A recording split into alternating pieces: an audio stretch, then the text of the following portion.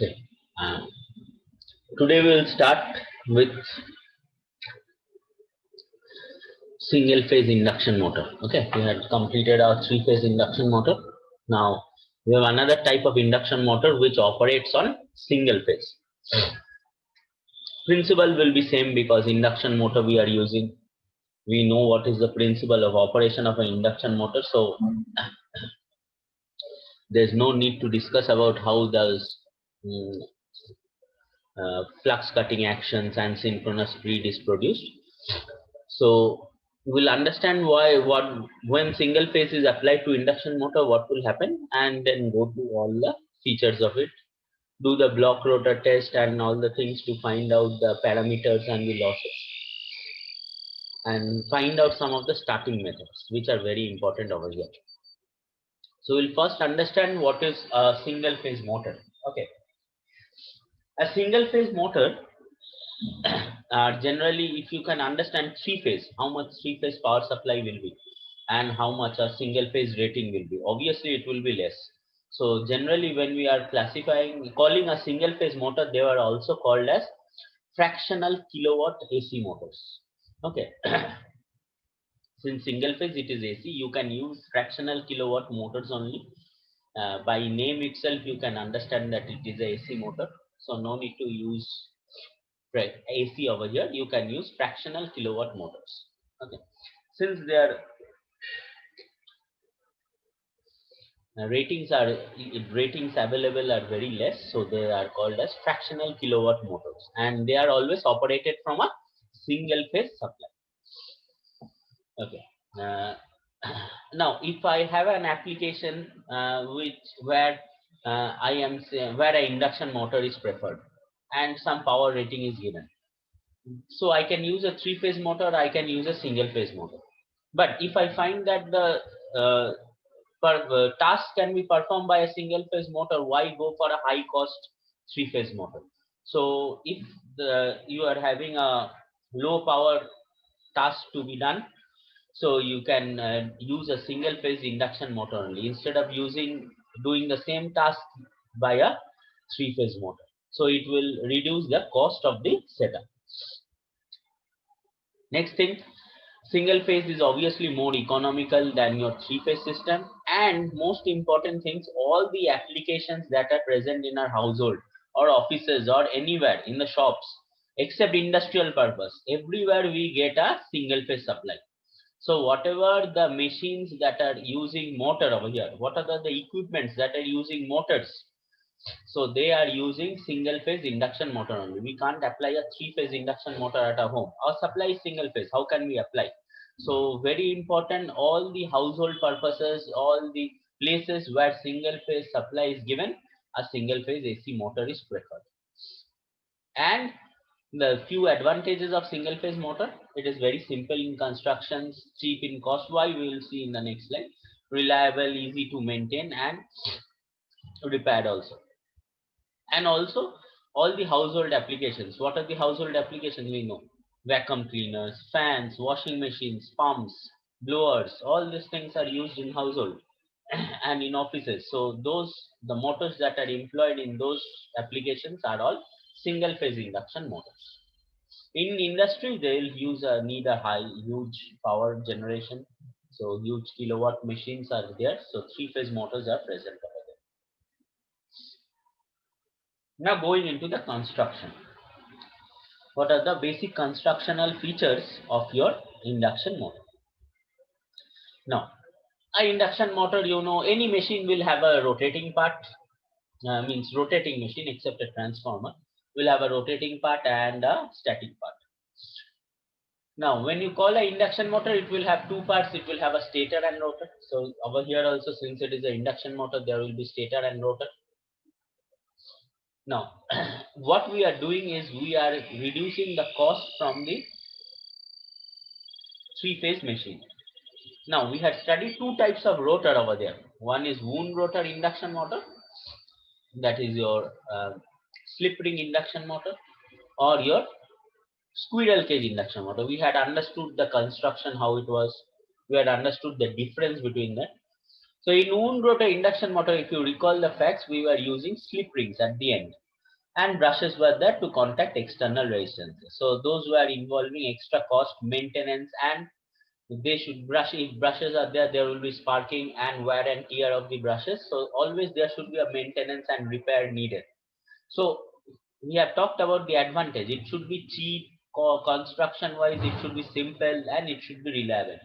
So instead of going for a slip ring induction motor, which involves so much maintenance cost and other things, we will prefer a squirrel cage induction motor. So squirrel cage induction motor is always used as a rotor in single phase induction motor, because your wound rotor type will increase the cost, as there will be need of slips, brushes, and obviously there will be need of maintenance.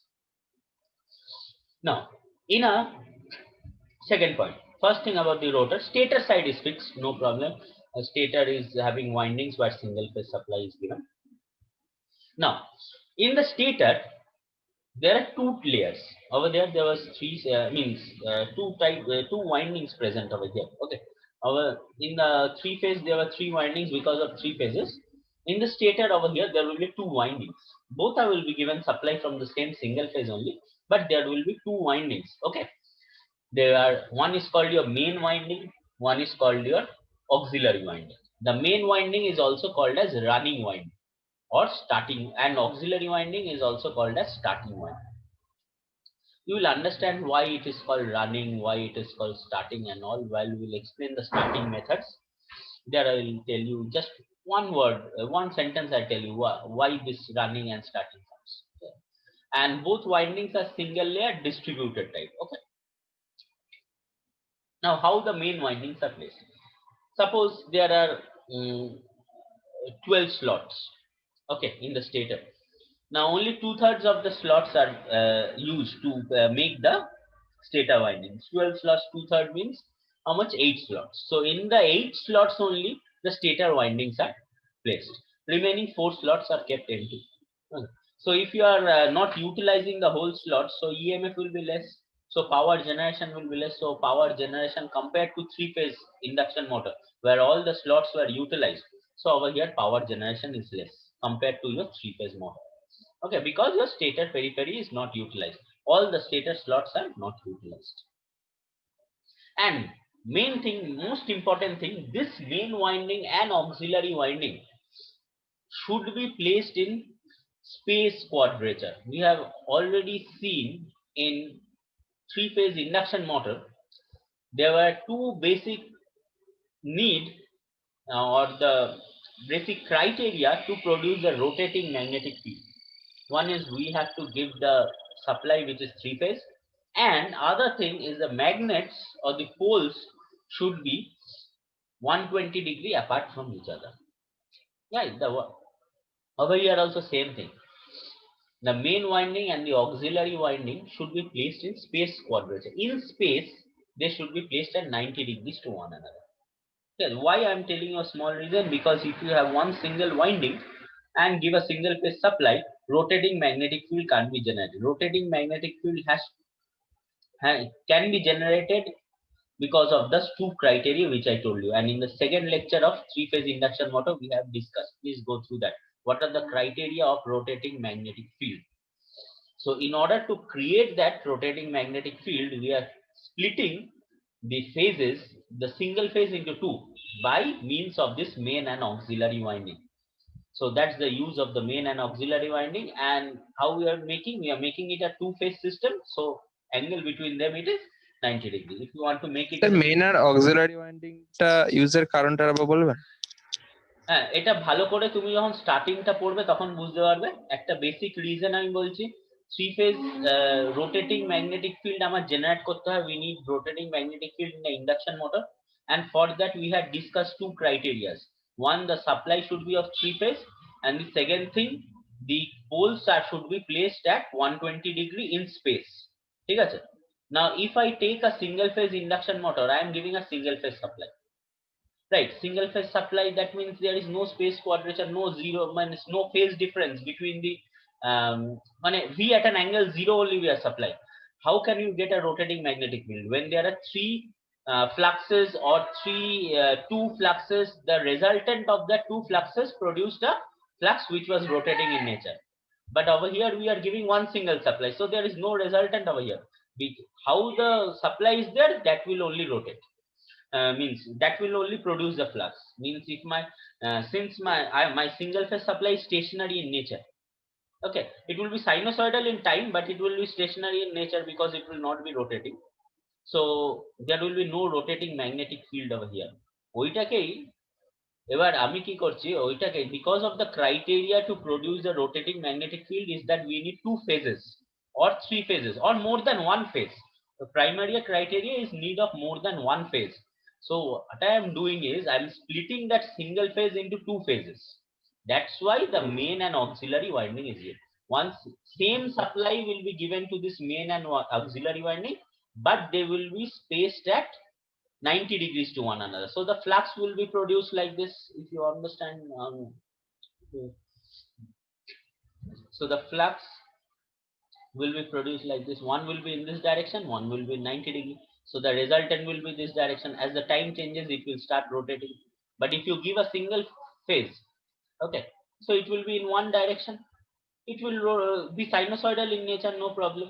But it is also rotating in nature, plus it will be sinusoidal in nature. If sir I তাহলে coil দুটোকে মানে mechanically 90 ডিগ্রিতে place করলে হ্যাঁ, তখন ওটা phase difference এসে যাবে ইয়েস ইয়েস, একদম 90 একদম ডিগ্রি। একদম। এর ফ্লাক্সটা তো মেকানিক্যাল, তুমি যদি এখানে একটা ওয়াইন্ডিং করো তাহলে ফ্লাক্সটা তো এইদিকে আছে, এখানে একটা ওয়াইন্ডিং করো তাহলে তো ফ্লাক্সটা এইদিকে আছে, তাহলে তো রেজাল্টেন্ট ফ্লাক্স এইদিকে হবে না? হ্যাঁ হ্যাঁ Sir, tell. Yes, hello. sir, we could have divided the windings to three parts and kept it at 120 degree apart from each other. Then we would have get three phase. Yeah, no problem. Then we could have got three phase. No, not a problem. Okay, but since we have a three phase induction motor, three phase supply is already available, so I can have three windings and give a supply from three phase directly. Okay, three phase supply is readily available, so no need to create like this. And beside, if you are giving three phase supply directly from a power source, means more power can be, is available. Means if you are dividing this one single power into three different types, there will be some losses in the winding also. And if I give a suppose 440 volt over here, maybe some losses in the winding will not get this and get 400 volt over here and 400 volt over here. Per phase I'll get 400 volt. But if I'm giving a direct through a auto transformer which is three phase to the three phase winding, I'll get that 440 volt only. And so maximum power can be obtained from here. Means whatever, suppose it is a 10 kilowatt machine, I'll get 10 kilowatt only. But since if you are separating one single phase into three types, there may be losses in the winding. So here you can get less voltage, so less power will be available. So that's why we are going of splitting the same single phase into two phases over here.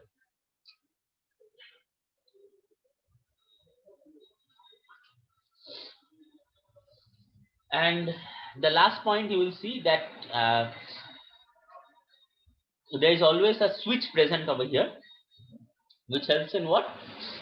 This at starting both the windings are used. Okay?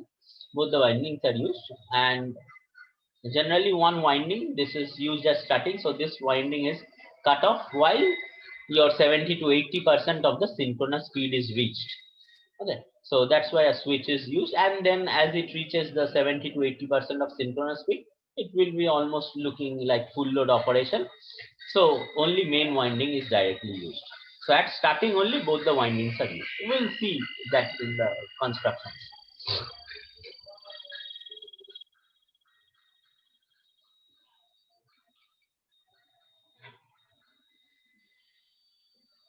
Okay, now we'll understand little bit in detail about the single phase induction motor. Just one second.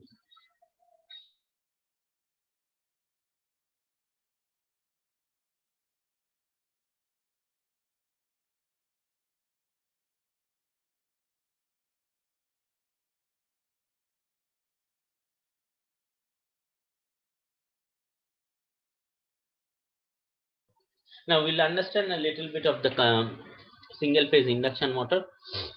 Now what we are doing over here, we have only one winding. Okay, we have only one winding as discussed. We need to have two windings, but we'll first understand if there was only one single phase was present. Now, we have only one winding of just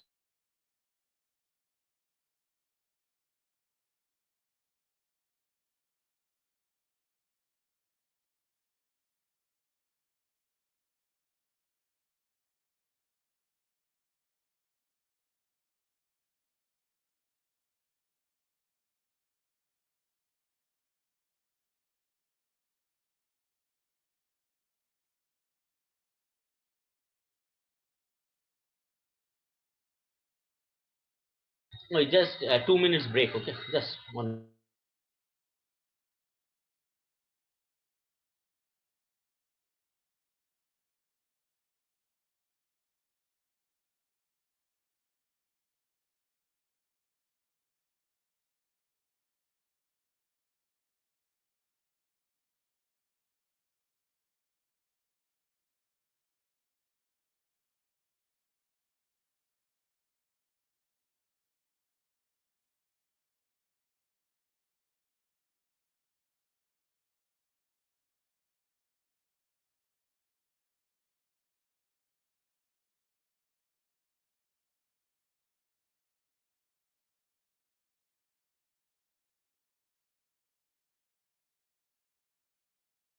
Okay. A, a single phase machine over here is shown. Okay, at standstill. Now we have one winding over here, only the main winding present, no auxiliary winding present. We are thinking it as a single phase motor, so we are not splitting the phases into two to produce that rotating magnetic field.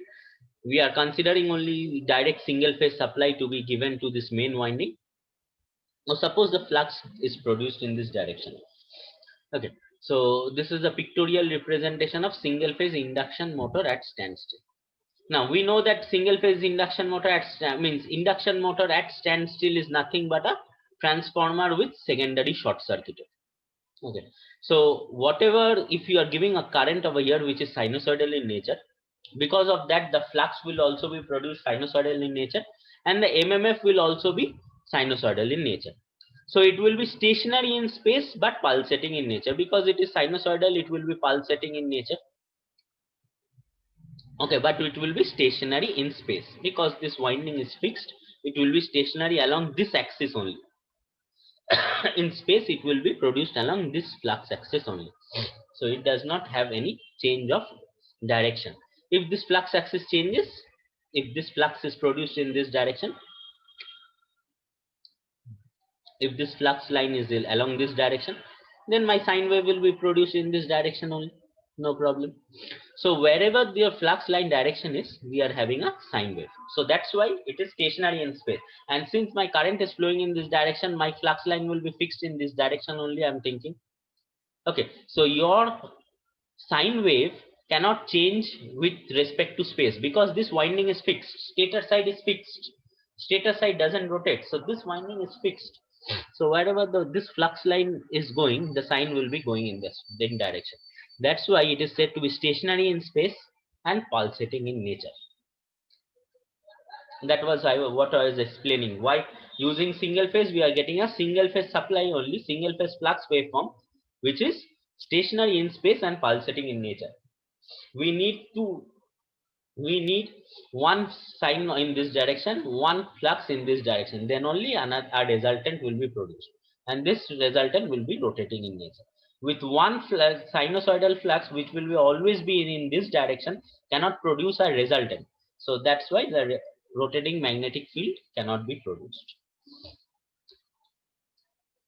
Now same point is written over here, you just go through. This flux phi s produced by the main winding MMF is alternating in polarity because it will have positive value, it will have negative value. So alternating in polarity and varying sinusoidal with respect to time. You can think it is a cosinusoidal wave also, no problem. Both cosine and sine are both same, but not synchronously rotating. As I have told you, one single phase supply will have only one direction. It will only produce, it will be stationary in space. So it will be along this direction only. So it is not that synchronously rotating in nature, because in three phase we are having three phase supply like this three phase flux, and that's why we are getting suppose a resultant in this direction, and each instance we were plotting this resultant and we were getting to be it to be rotating in nature.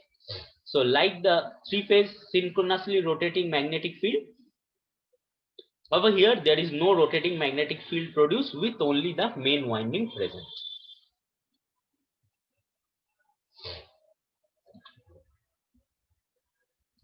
Now, since it is your induction motor is nothing but your transformer, if I give a supply to the stator winding by transformer action or by mutual induction, those flux will cut the rotor conductors, and those rotor conductors, there will be current induced in those rotor conductors. So those are represented by cross and dots.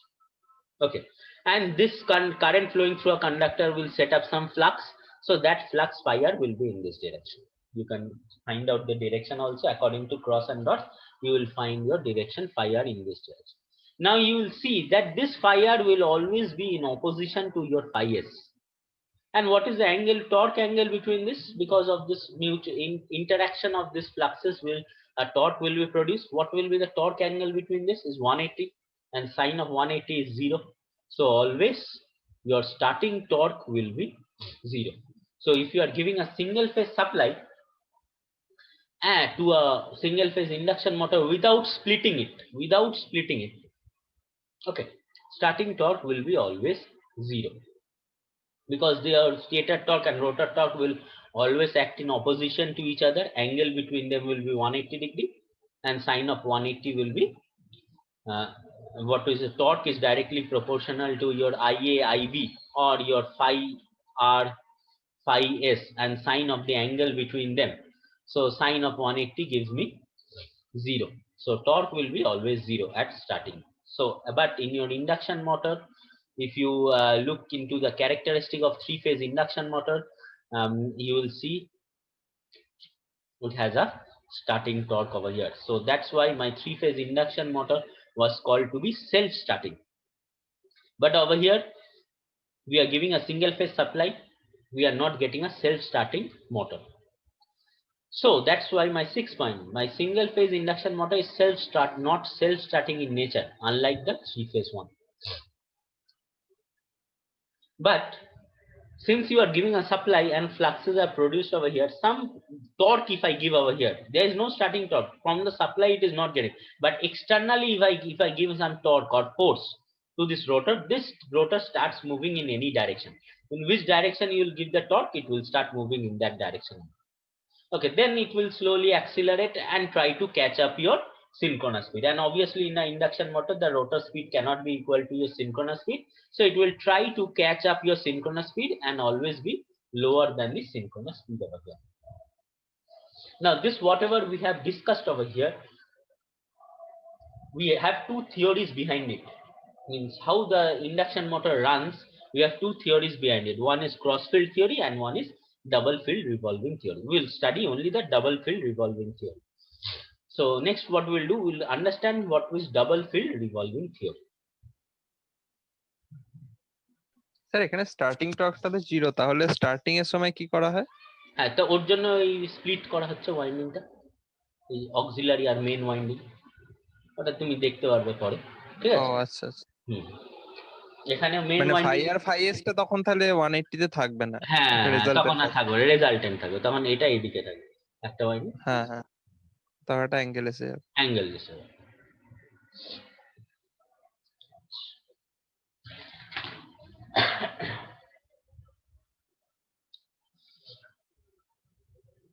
Now, before doing a mathematical calculations of what double field revolving theory is, okay, understanding, we'll just do it theoretically, what it says to us.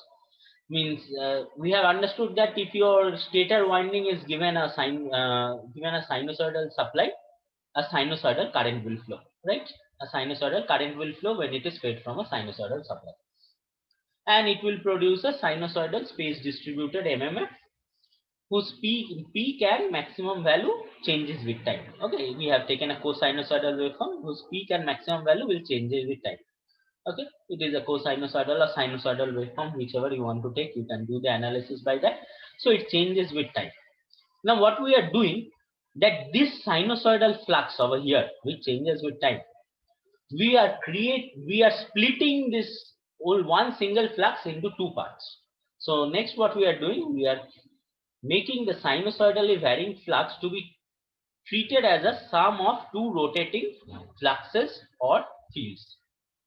Okay, the magnitude of which is equal to alternating half the value of the main flux. So if the main flux maximum value is 5, the magnitude of each fluxes will be 5 by 2, and both will be in opposite direction. Means if one is rotating in the clockwise direction, other will rotate in the anti-clockwise direction. So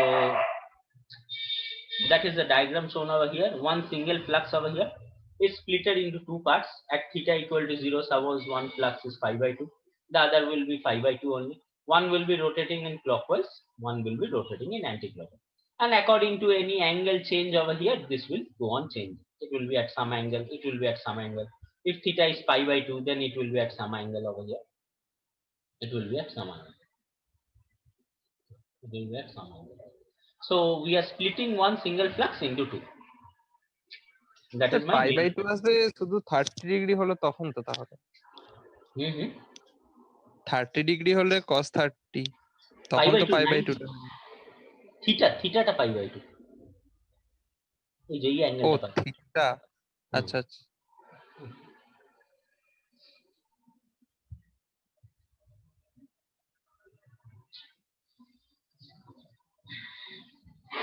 So one flux is moving in the anti-clockwise direction.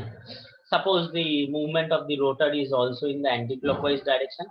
Okay, so that flux which is moving in the anti-clockwise direction will aid, means will support your motor rotation, and it will be taken as positive.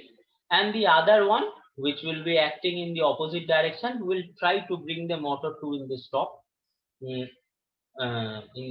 Try to bring the motor in rest position or standstill position, so it will operate in the opposite direction.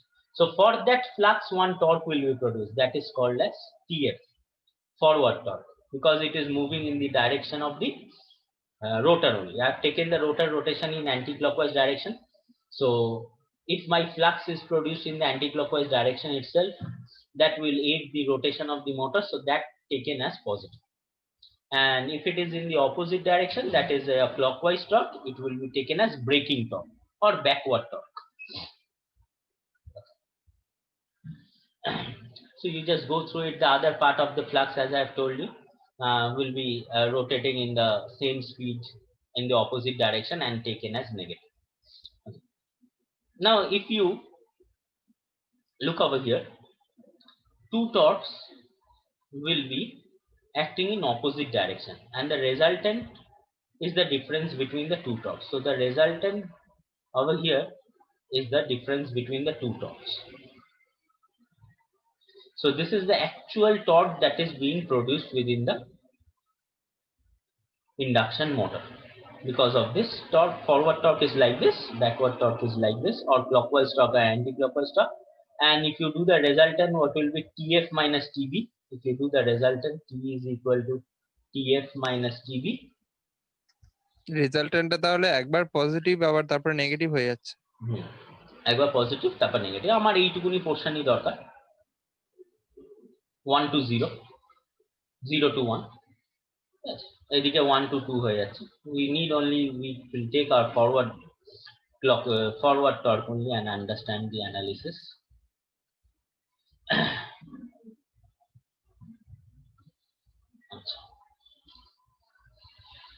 So if you find out that this resultant, if you draw it by plotting each and every point, the resultant torque will look like this. And how will you plot it? TF minus T.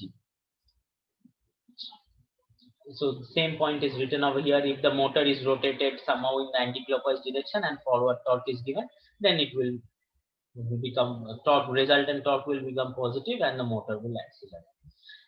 Okay, so you see over here at this point also same thing is happening. At this point, what is happening? The TF minus TB both are equal. Okay, so that becomes 0. So externally, what we have to give? Externally, what we have to give? We have to produce some. We have to give some torque to make this TF greater than TB at this point. At the starting, in order to start the motor, T is equal to TF minus TB. So at the starting, even if we split these phases, we have at the starting TF is equal to TB. So T becomes equal to 0. So starting torque is 0. So external means has to be provided in order to make this TF greater than TB. Sorry. Make this TF greater than TB, then only a starting torque will be produced and the induction motor will start rotating. Now mathematically we will analyze this and understand why starting torque is 0 over here. Now I am considering a cosine wave.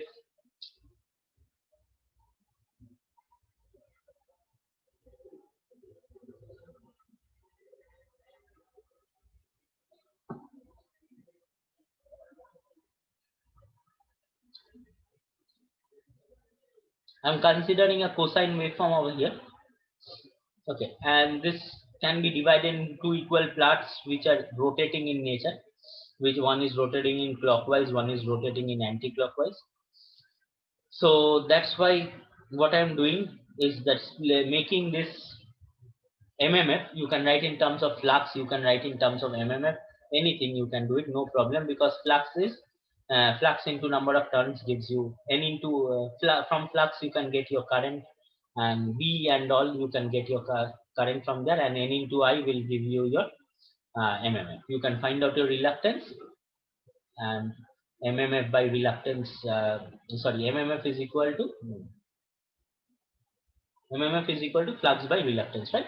So MMF, from that you can find your MMF. So if you have your flux, you can get your MMF over there. So F is equal to Fs max cos omega t. Omega t means it is sinusoidally rotating in nature, and cos theta, theta is your space angle. And if you split that into two parts, it will be rotating in nature.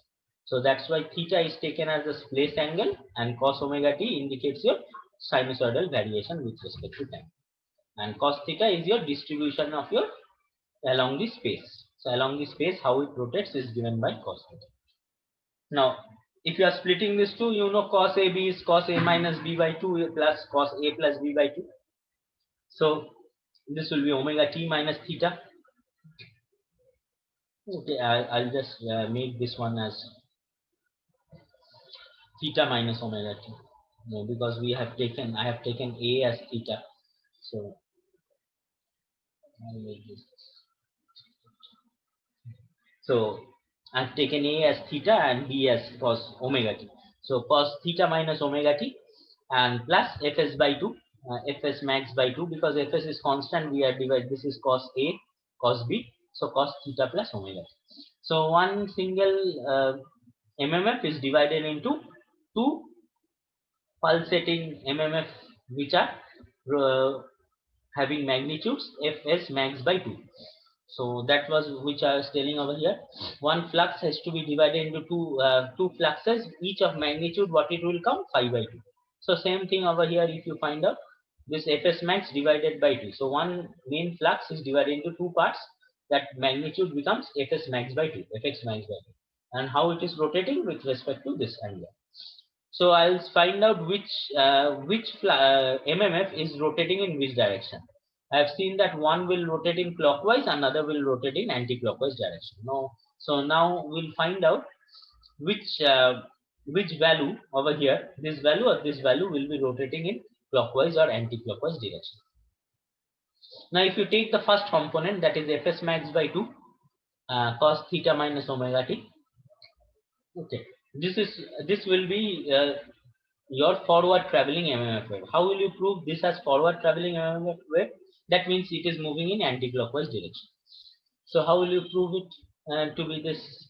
So if you take this argument theta minus omega t at any value of time, so this value will be constant, right? So theta minus omega t will be constant. So if you differentiate this, if this is a constant, differentiation of a constant will be 0. So differentiate with respect to t and equate it to 0. So that will give you d theta by dt is equal to omega. So that because of this positive sign of the omega comes out over here, this means it is a forward traveling MMF wave. Plus omega means forward traveling MMF. Now if you take the second component, Fs max by 2 cos theta plus omega t, you do the same thing at any time t, this argument will be constant. So differentiate it equal to 0, you will get minus omega. So this is a backward traveling wave. So this will be moving in the anti-clockwise direction. If I take the rotor movement as anti-clockwise, so forward traveling wave will be in anti-clockwise direction and backward traveling wave will be at clockwise direction.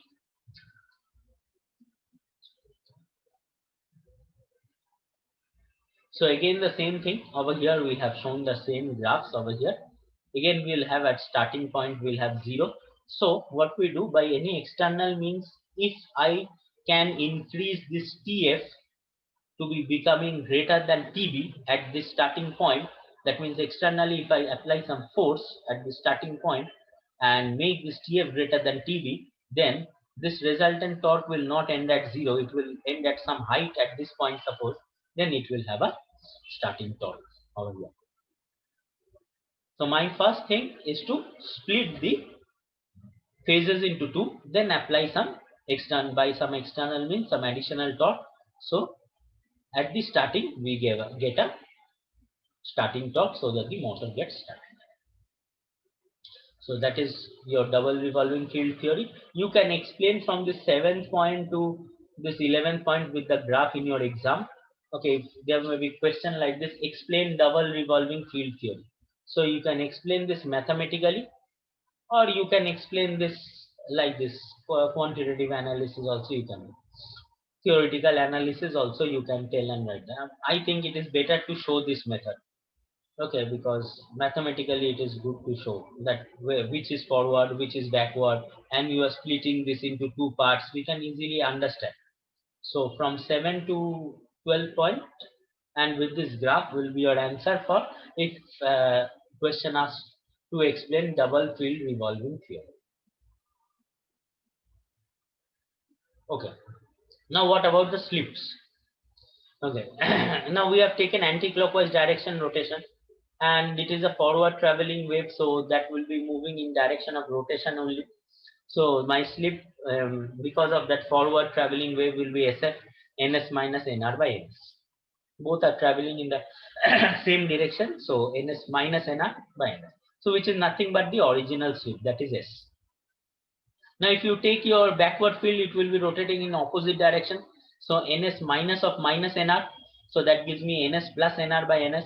If you compare this two, it will be 2 minus s. Okay, if you substitute s as ns minus nr by ns over here, you will get this value only. So sorry, this will be SB.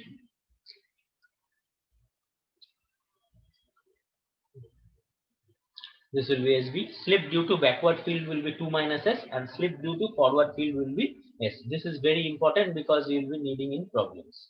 Okay, SF is S, SB is 2 minus S. So what because of this slip frequency SF, the forward field in rotor will produce which currents of what frequency? S into F. We know rotor frequency FR is equal to S into Fs. So what is SF? S. So S into F. And because of backward field, what will be my slip? 2 minus S. So what will be the rotor current frequency?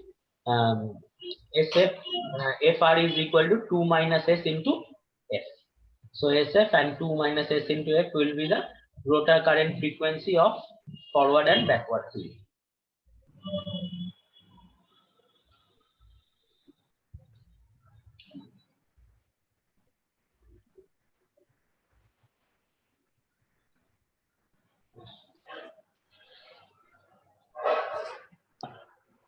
একটু mute করে রাখিস, মানে আমি কোথা থেকে করে বুঝতে পারছি। Okay.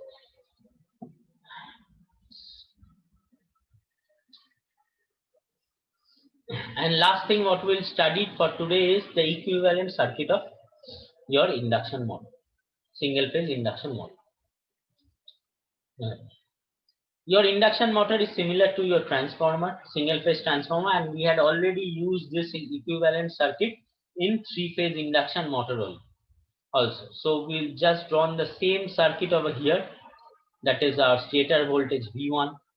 Okay, then this R1 and X1 is your stator leakage resistance and leakage reactance over here. So combined it will give you stator leakage impedance. E is your counter EMF produced in the stator winding, because you are giving a supply, there will be a counter EMF.